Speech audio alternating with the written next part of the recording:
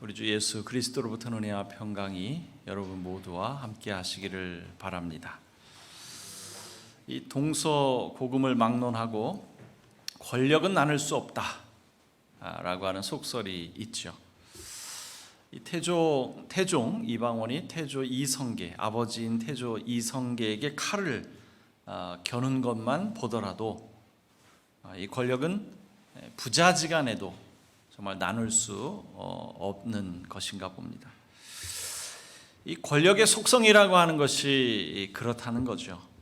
그래서 예나 지금이나 이 최고 권력자에 의한 정적 제거는 끊임없이 있어 왔습니다. 제가 굳이 그 사례들을 다 소개해 드리지는 않겠습니다.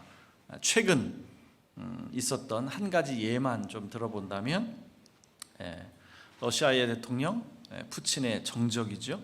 알렉세이 나발리라고 하는 사람이 그 독살 공격을 받았었죠. 다행히 주변 국가의 도움으로 기사 회생해서 지금은 모스크바로 이제 돌아갔는데요. 이 모스크바로 돌아가면 내가 죽을 수도 있다라고 하는 그런 위협이 있었지만 그래도 그는 돌아갔고요. 현재는 부당한 재판을 받고 있죠. 그는 그야말로 푸틴의 저격수다라고 이야기할 수 있는데, 지금 현재 러시아가 우크라이나를 침공한 이유는 이 러시아의 부패를 숨기기 위한 방편이다. 이렇게 이제 주장을 하고 있어요. 정말 살해 위협을 받으면서도 계속해서 이 푸틴의 독재 정권을 반대하고 또 반발하고 있는 러시아 야권 운동가라고 할 수 있죠.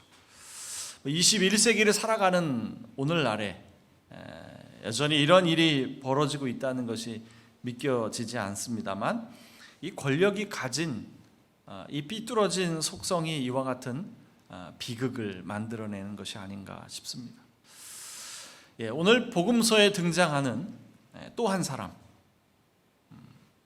이 헤롯 역시 바로 이 권력의 야욕에 사로잡혀 있었던 인물이죠. 여러분, 성경 안에는 헤롯이라고 하는 이름이 여러 번 등장하는데요, 다 같은 이름은 아닙니다. 헤롯 대왕과 그의 아들들을 좀 우리가 구별할 필요가 있죠. 그래서 오늘 본문에 등장하는 헤롯은 헤롯 대왕의 아들 헤롯 안티파스를 말하는 겁니다. 헤롯 대왕과 이 사마리아인 여자 그 말타케라고 하는 사람 사이에서 태어난 인물인데요, 그의 아버지 이 헤롯 대왕은 자신의 왕권을 지키기 위해서 아내와 심지어 자식까지도 죽이는 일을 서슴지 않았죠.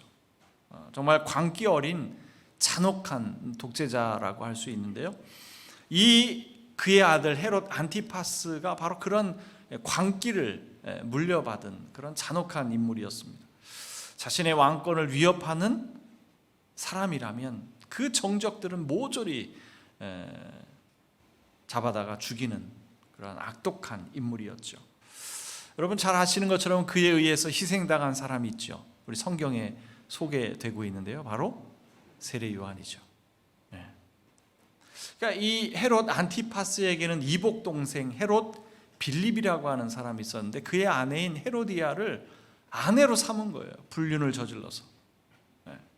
근데 사실 이 헤롯의 가계도를 살펴보면 좀 복잡합니다. 사실은 이 헤로디아라고 하는 여자는 헤롯 안티파스의 조카였죠. 그러니까 이미 그 아버지 헤롯 대왕에 의해서 살해된 이복 형제의 딸이었던 겁니다. 굉장히 복잡한 가계도인데, 이런 폐륜적인 행위를 보면서 세례 요한이 비판하자 그를 잡아다가 옥에 가두었고요, 민심이 두려워서 죽이지는 못하다가 이 헤로디아의 딸의 간청에 의해서 결국은 이 참수를 당하고 말았죠. 그러니까 자신을 반대하는 사람 혹은 자신의 왕권을 위협하는 사람이라면 그가 누구든 상관하지 않고 모조리 잡아다가 제거하는 그러한 잔혹한 인물이었단 말이죠. 이런 상황 속에서 이 갈릴리 지역에서 흉흉한 소식이 들려옵니다. 갈릴리 사람들의 이 전폭적인 지지를 받았던 이가 나타났다는 거죠. 그는 다름 아닌 예수라고 하는 이름을 가지고 있고, 혹은 네가 죽였던 세례 요한이 다시 살아 돌아온 것이다. 뭐 이런 흉흉한 소문이 퍼졌던 거예요. 이 소식을 처음 접했을 때 헤롯 안티파스는 얼마나 시급했을까요? 에? 얼마나 두려웠을까요? 내가 죽인 사람이 살아 돌아왔다고? 가만둘 수가 없었겠죠. 그래서 오늘 복음서의 첫머리는 바리새인 몇 사람이 예수께 찾아와서 귀뜸해 주는 이야기로 시작되고 있어요. 헤롯이 당신을 죽이고자 하니 피하십시오. 도망가십시오. 이런 거죠. 근데 이 대목은 여러 해석을 낳고 있습니다. 예수님과 적대적인 관계에 있던 바리새인들 중에도 일부는 그에게 호감을 가진 사람들이 있었으니 그들 중에 몇 사람이 찾아와서 예수님을 보호하고자 하는 마음에 이런 귀뜸을, 그 암살 음모를 귀뜸해 준 것이다 라고 하는 해석이 있고요. 또 하나는 장차 헤롯에게 귀찮은 존재가 될 이 정적을, 그 싹을 미리 제거해야 되겠다 라고 해서 몰아내기 위해서 헤롯과 이 바리새인들이 공모해서 벌인 일이다 라고 하는 그러한 해석도 있어요. 어떤 해석이 더 맞는 해석이냐 알 수가 없어요. 알 수는 없어요. 그리고 그것을 바르게 해석하는 것이 오늘 본문을 이해하는 데서 그렇게 또 중요한 것도 아닙니다. 여기에서 우리가 중요하게 생각해야 하는 것은 헤롯의 적개심에 의해서 예수를 죽이고자 했다라고 하는 점이죠. 예수를 죽이고자 했다라고 하는 것. 그 적개심이라고 하는 걸 어쩌면 두려움의 발로였을지도 모릅니다. 자신의 치부를 공격하다가 참수당한 세례 요한이 살아 돌아온 것이다 라고 하는 이야기를 들었을 때 왜 두렵지 않았겠어요? 에이, 설마 그럴 리가. 어떻게 그런 일이 벌어질 수 있어? 죽었던 사람이 어떻게 다시 살아나? 그런 생각이 들다가도 정말이면 어떡하지? 이런 생각이 들었던 거죠. 그래서 장차 나에게 정적이 될지도 모르는 그 위험 요인을 미리 제거해야겠다, 이런 생각을 했을 겁니다. 헤롯 안티파스라면 충분히 그런 생각을 하고도 남았을 거예요. 여러분, 이 헤롯 안티파스가 알았을까요? 이 예수의 그 이름의 뜻을 과연 알았을까요? 성경은 예수 그 이름의 뜻을 이렇게 전해주고 있죠. 아들을 낳으리니 이름을 예수라 하라. 이는 그가 자기 백성을 그들의 죄에서 구원할 자이심이라.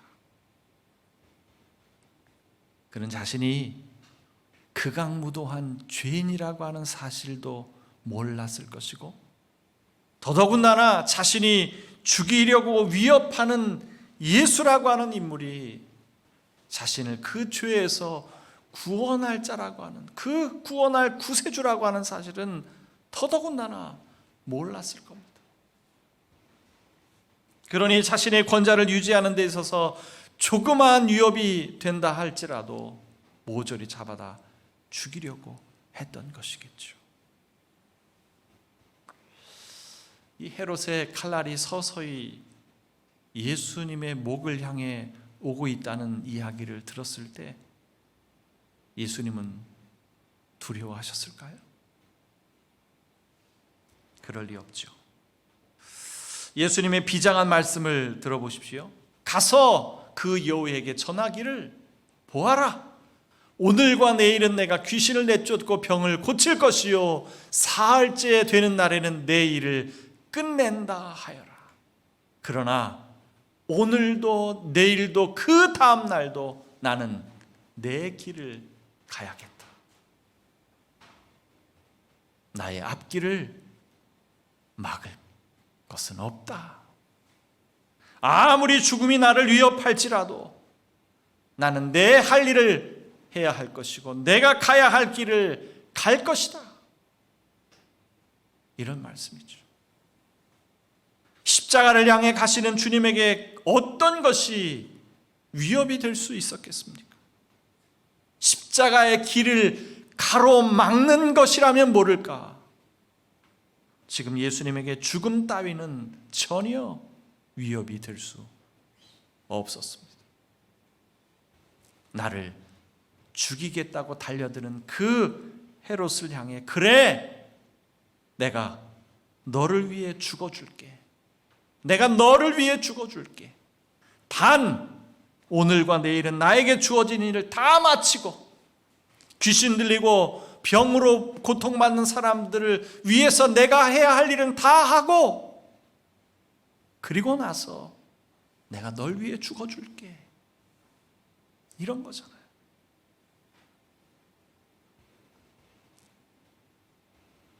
그 어떤 방해나 그 어떤 위협에도 굴하지 않고 나는 내 갈 길을 가겠다는 이 비장함.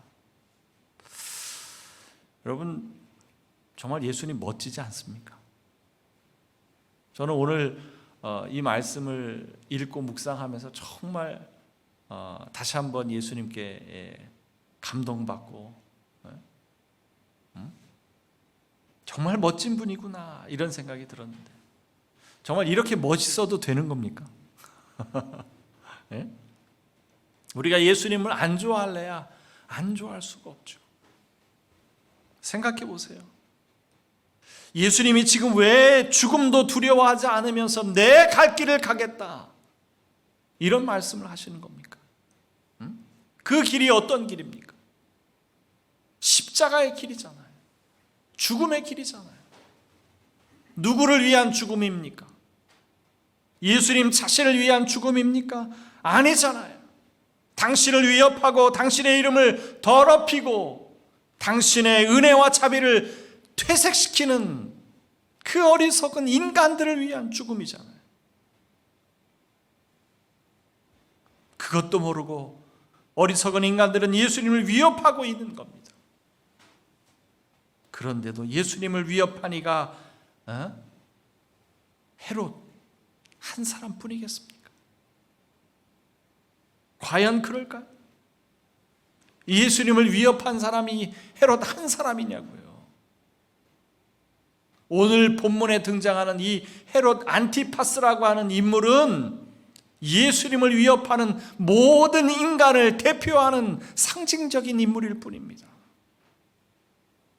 예수님을 위협하는 사람은 여기저기 도처에 깔려 있어요. 예수님의 이름을 더럽히고 예수님의 은혜와 자비를 퇴색키는 사람, 예수님을 또다시 십자가에 매달리게 만드는 사람,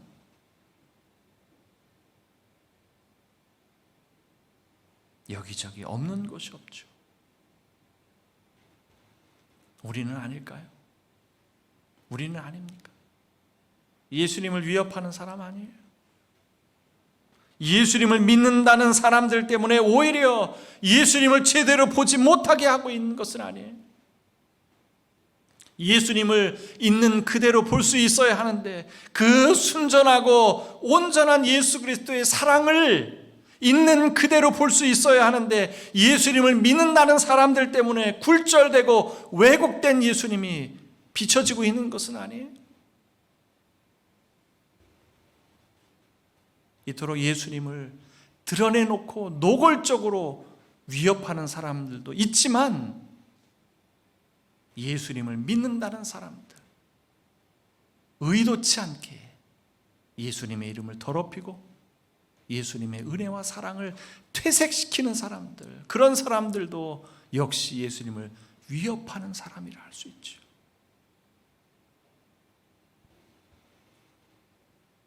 네, 보세요. 예수님은 끝까지 내 길을 가신다 말씀하십니다. 끝까지 내 갈 길을 가야겠다 말씀하세요. 그 끝이 어디입니까? 그 길의 끝이 어디예요? 예루살렘이었죠. 예수님은 십자가를 지시기 위해 예루살렘을 가셔야만 했습니다. 그런데 예루살렘이 어떻게 변했습니까? 하나님의 이름을 외치는 곳에는 사랑이 있고 생명이 있으며 나눔과 섬김이 있어야 마땅하지 않아요? 그런데 예루살렘은 더는 그런 아름다움을 볼 수 없는 곳으로 변질되어 있었잖아요. 권력의 쟁투와 권모술수, 폭력과 살인이 난무하고 종교 지도자들의 암투만이 가득했던 곳으로 전락하고 말았잖아요. 하나님이 암탉이 제 새끼를 날개 안에 품듯이 여러 번 품어보려고 했지만 번번이 하나님의 손길을 거부했던 사람들이 들끓고 있었던 곳이 바로 예루살렘이잖아요. 하나님은 그들에게 예언자들을 끊임없이 보내셔서 하나님의 품으로 돌아오기만을 그토록 간곡하게 원하셨지만 번번이 그 손길을 뿌리쳤잖아요. 예수님이 탄식하게 된 이유가 바로 여기 있잖아요. 우리는 언제까지 예수님의 탄식을 들어야 합니까? 예수님의 탄식을 멈추게 할 수는 없을까요? 오늘 예수님께서 35절 마지막 절에서 이렇게 말씀하십니다. 보아라, 너희의 집은 버림을 받을 것이다. 내가 너희에게 말한다. 너희가 말하기를 주님의 이름으로 오시는 분은 복되시다 할 그때가 오기까지 너희는 나를 다시는 보지 못할 것이다. 우리는 정말로 예수님의 얼굴을 다시는 보지 못하게 되는 걸까요? 그럴 리가요. 우리는 오늘 구약의 말씀으로 예레미야서를 읽었습니다. 오직 하나님의 말씀만을 올곧게 전하려고 했던 그 예레미야. 그런데 그 예레미야도 역시 위협을 받았고 많은 사람 그를 죽이려고 했지요. 그가 전하는 하나님의 말씀을 들어보세요. 그런즉 너희는 너희의 길과 행위를 고치고 너희 하나님 여호와의 목소리를 청종하라. 그리하면 여호와께서 너희에게 선언하신 재앙에 대하여 뜻을 돌이키시리라. 우리 하나님은요, 우리에게 재앙 내리는 것을 좋아하실 리 없습니다. 언제든 그 뜻을 돌이킬 마음을 가지고 우리를 기다리고 계시는 분이시죠. 우리는 지금 권력의 쟁투와 온갖 권모술수, 폭력과 살인이 난무하고 심지어는 자신의 야욕을 채우기 위해 전쟁까지 서슴지 않는 세상에 살고 있지만 서로의 아픔과 고통을 이해하고 분열되었던 마음을 하나로 모으고 예수님처럼 아픈 자들을 돌아보고 따뜻한 말로 서로 격려하며 서로의 눈물을 닦아줄 때, 절망의 늪에서 헤어나오지 못하고 신음하는 이들을 부둥켜 안아줄 때 우리는 예수님의 얼굴을 다시 보게 될 것입니다. 그 아름다운 사랑이 교차하는 그 자리에 예수님의 얼굴은 선명하게 드러날 것입니다. 마지막 35절 말씀을 역으로 읽으면 이런 거죠. 이 땅의 모든 사람이 주의 이름으로 오시는 분을 찬송할 때 주님의 얼굴을 다시 보게 될 것이다. 인류의 역사는 예수님을 거부하고 위협하며 그의 이름을 더럽히는 행보를 걸어왔다면, 예수님의 행보는 그러한 인간을 구원하시기 위해 십자가의 길을 걸어가셨습니다. 드러내놓고 노골적으로 예수님을 거부하든 아니면 예수님을 믿는다는 사람들이 의도치 않게 예수님의 이름을 더럽히던 이러한 인간의 아둔함으로는 예수님의 탄식을 멈추게 할 수는 없습니다.